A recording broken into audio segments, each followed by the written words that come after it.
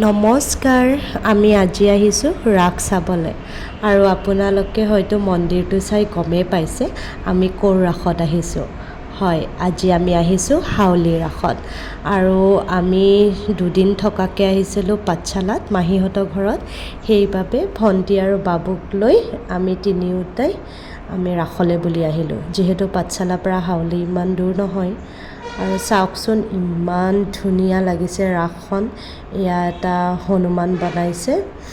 তাৰপিছত চবতকৈ সোমাই আহি ভূপেন হাজৰিকাৰ এটা ভিডিঅ' দেখিলোঁ, সেইটো খুব ভাল লাগিছে। তাৰপিছত এয়া চাওক বহুত মানুহ আৰু স্কাল্পচাৰবোৰ যে ইমান ধুনীয়া বনাইছে। আৰু এইখন হৈছে বৃন্দাবন আৰু তাৰ বৃন্দাবনৰ যি মনোমোহা দৃশ্য ক'বই নালাগে। পুখুৰীটোৰ পাৰত ইমান ধুনীয়া লাগিছে, মানে তাৰ পৰা আঁতৰি আহিবই মন নাযায়। কিন্তু যিহেতু মাইনাক লৈ গৈছোঁ, ইমান দেৰি থাকিবও নোৱাৰোঁ।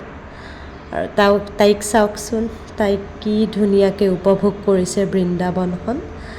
তাৰপিছত মাইনাৰ ডিমাণ্ড ট্ৰেইনত উঠে, সেইবাবে আমি ট্ৰেইনত উঠিলোঁ আৰু তাইক অকণমান এনজয় কৰালোঁ।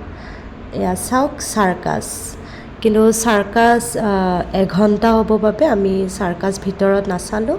এয়া মানুহজনে খুব ধুনীয়া নাচিছে, তাকে ভিডিঅ' ক্লিপ এটা কৰি তাইক এইবাৰ গাড়ীত ঘূৰালোঁ। যিহেতু পানীটেমা ৰাসৰ পৰা তাইৰ ফেভৰেট হৈ গৈছে গাড়ীত এইটো ঘূৰাটো, গতিকে হাউলিত দেখিও তাই হেনো উঠে, গতিকে তাইক উঠাই দিলোঁ। আৰু এয়া চাওক চকৰিটো, আৰু এইবোৰ চাই আমি ঘৰলৈ